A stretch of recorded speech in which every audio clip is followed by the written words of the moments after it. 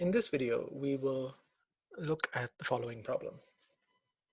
We are given a wire with a circular cross-section of radius r, which has a current flowing through it. The current is not spread uniformly. It has a non-uniform current density given by J as a function of r equals J naught times r over r squared, where 0 is less than r less than big R. And we are going to look at two questions. One is finding the total current, and the other is finding the magnetic field strength at a distance a greater than capital R, that is outside the wire.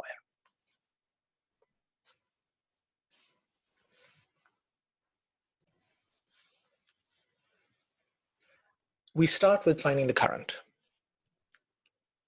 To find the current, we integrate the current density, J, over the area of cross-section of the wire, which we denote as dA. Since the wire has a circular cross-section, it is going to be helpful to work in plane polar coordinates, that is r and phi. We first plug in for J, which we know is J naught little r over big R the whole squared, and we have dA. And we plug in for dA, which in polar coordinates is r times dr times d phi. There's a video on polar coordinates in case you want to look at this and other expressions related to doing calculus in polar coordinates. Here, J naught and capital R are constants, so we can pull them out. And we separate this into two integrals. So we have integral of d phi from 0 to 2 pi, and then the r here with the r squared here becomes r cubed. So we have r cubed dr from 0 to big R, because we are trying to find the total current, so we're integrating the current density over the cross-section of the wire. The integral d phi just becomes 2 pi and comes out here. And so we have the integral of r cubed dr.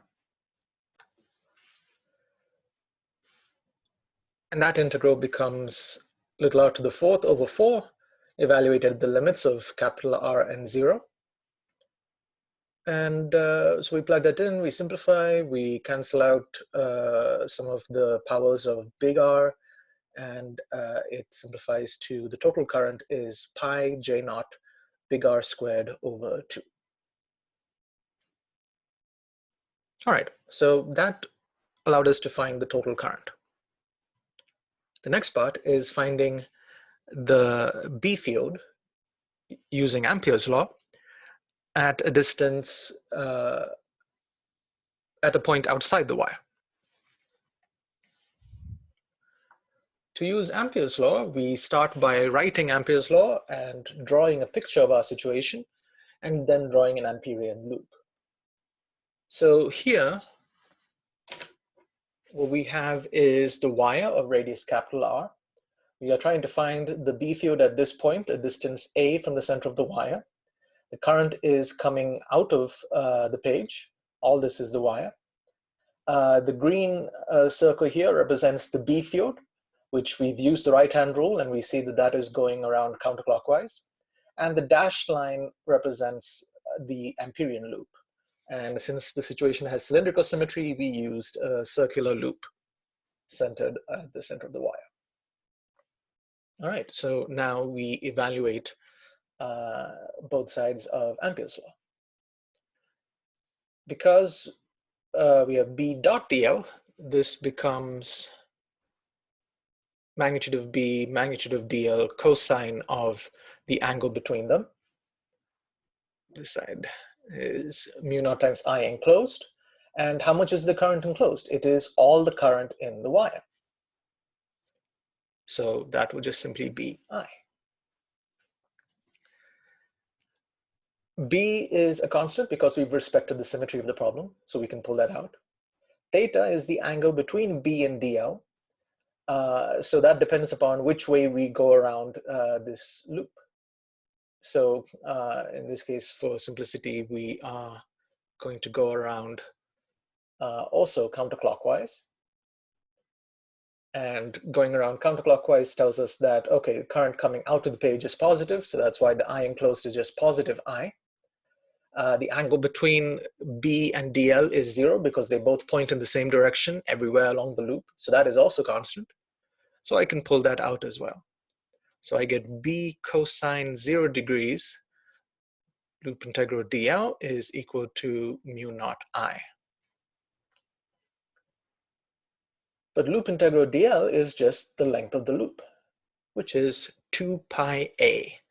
So I get B times 2 pi a is equal to mu naught I. And we previously found an expression for I, the total current in the wire.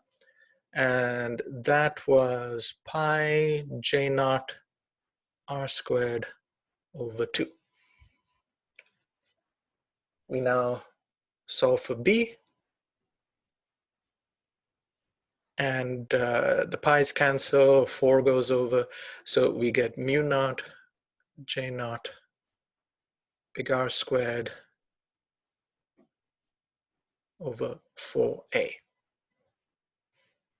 And the direction, since we got a positive answer, that indicates that our guess for the direction of the B field was correct, so that is counterclockwise.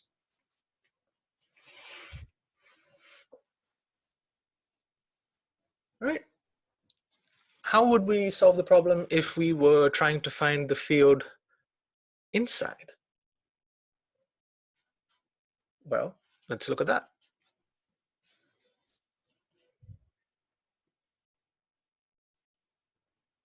So I've blown up the previous diagram. This is the cross-section of the wire. The current is still coming out of the page. And now we are trying to find the B field at a point over here. Let's call that little b, is the distance from the center. And so we need to apply Ampere's law. We have the Amperian loop. We will decide to go around counterclockwise. We know that the B field is also going around counterclockwise. And we are respecting the symmetry of the problem. So Ampere's law states B dot dl is equal to mu naught I enclosed. On this side, following a similar procedure, we get B times 2 pi b is equal to mu naught I enclosed. What do we do about I enclosed? It's not the total current anymore, and we can't simply do a ratio because in this case, the current density is non-uniform. So we need to find I enclosed, which means we need to do the integral j times dA, but now the limits are going to be such that we only integrate over the area enclosed. Plugging in for j, plugging in for dA,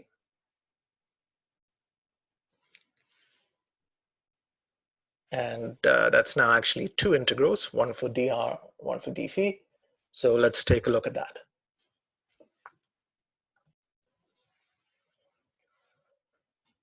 Continuing on, we were trying to find the current enclosed. We had reached this stage. We first pull out the constants,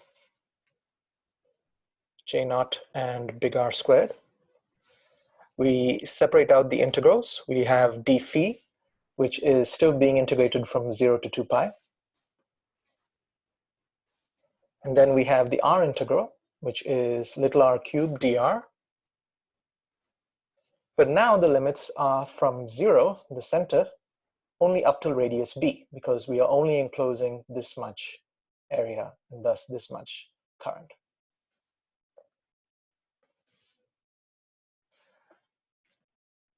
Continue with the evaluation.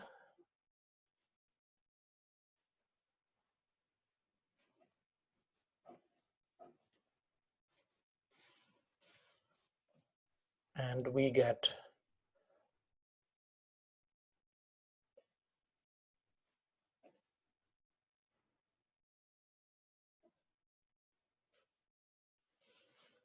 this expression. Right? Notice that there isn't really as much cancellation this time. And this is our I enclosed. Using this, we can go back to Ampere's law.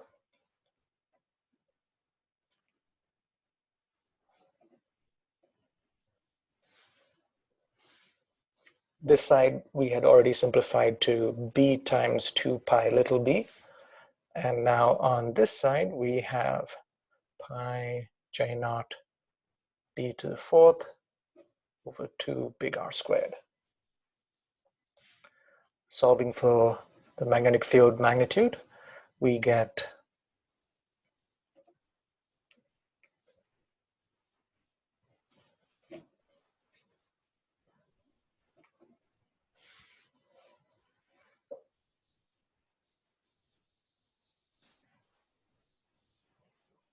and so what we see is that as little b increases, that is, as we move out from the center of the wire, the magnetic field strength also increases. It increases little b cubed.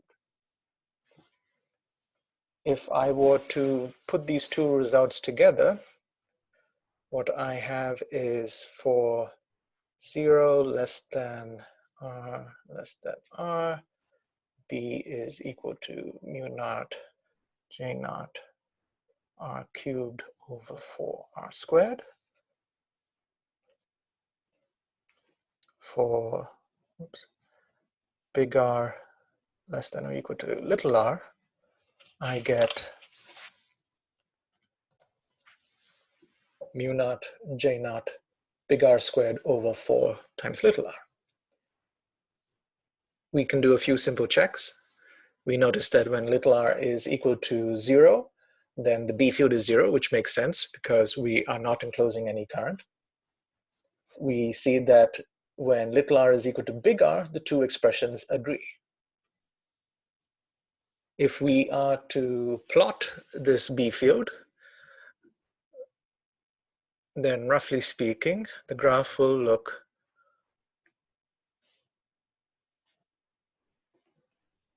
like this.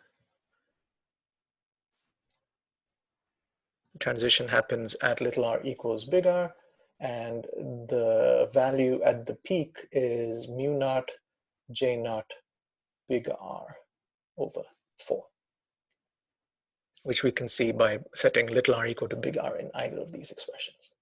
So we see that it grows as r cubed when we're inside, and falls off as 1 over r when we are outside. Right, that is your example for how to use Ampere's law in the case where the current density is non-uniform in a situation with cylindrical symmetry.